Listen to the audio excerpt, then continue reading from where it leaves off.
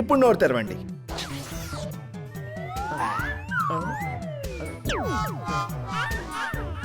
ఈ మాత్రలు తీసుకోండి.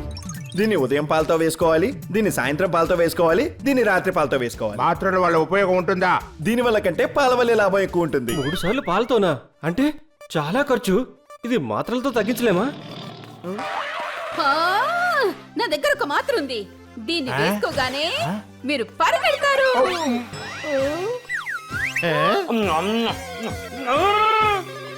ఇదిగో 2 విషయాలను ఎప్పుడూ గుర్తుపెట్టుకో. మొదటిది, మంచినీళ్ళు తాగుతూ ఉండు, మీ ముఖం మీద గ్లో పెంచుతూ ఉండు. ఇక రెండోది బావయ్య, ఇక రెండోది ఏంటంటే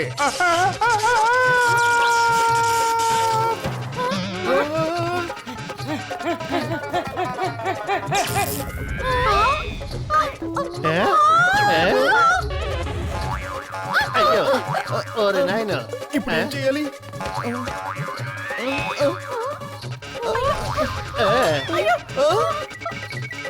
ఏ